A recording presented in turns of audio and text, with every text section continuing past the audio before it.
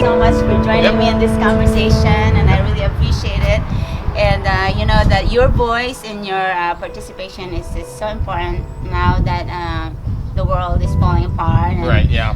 we have so many challenges that we are facing, and I think you understand that we're no longer a part of a small community, but we are now global communities. Right. So I want to ask first, because this is like the inspiration behind the project is I started in 9/11 when I saw the towers collapsing, and it didn't matter what people were thinking about how it happened and why, but I was thinking about that I didn't know very much about our country, about the world, and about myself even. Right. So I started to ask very difficult but hard questions since that day, and I'm still here and I'm still asking questions. So, and now I look toward the young generation to maybe help out or connect with each other and Right. see. So, where were you during 9/11?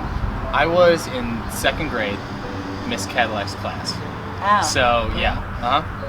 And what did they do, the teachers? When I remember we started school at 8, and then usually we would jump. It's busy, so we'd always jump right into something. But I remember it was 8:30, and we hadn't done anything yet. I remember Miss Cadillac was out of the classroom talking to the other teachers, so we were all kind of wondering, what was going on. And I think it was finally at around 9:15, somewhere around there, she finally came into the class and said, "All right, guys, I just have to let you know." And then she explained it, and obviously as a second grader, it didn't quite.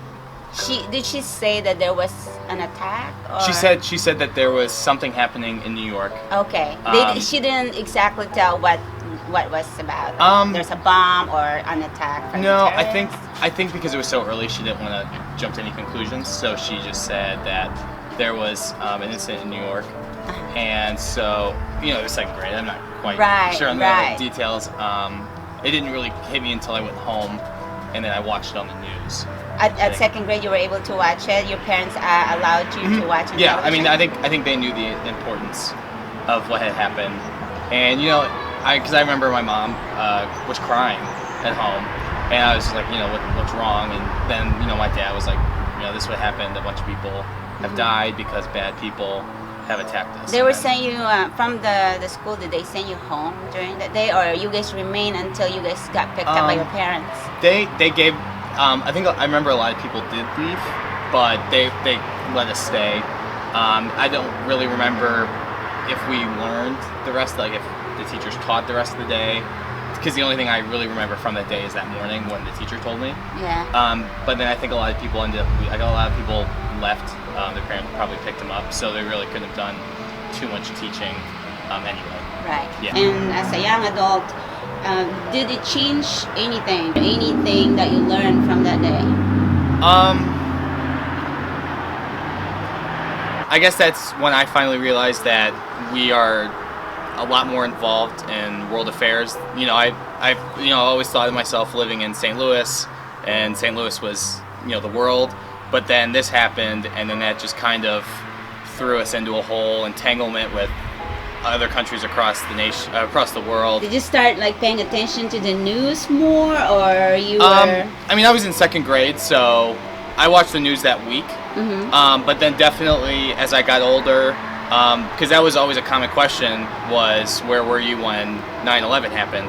So I think as I became older, probably around 13, 14 is when I really started to look into 9/11 and everything that happened, and that's when I started to, I would say, follow the news definitely a lot more, because I mean we're still even we're still reacting to 9/11. Yes, we're still, our lives have really changed and had impact on many people. Like what I said in my introduction, that it did change me. As I was watching and also the following what happened after that. The wars in Iraq and Afghanistan, and now everything that's happening is connected. Right. And I think now that we're no longer. I think it's no longer a problem of one country, and I think it's now a global issue.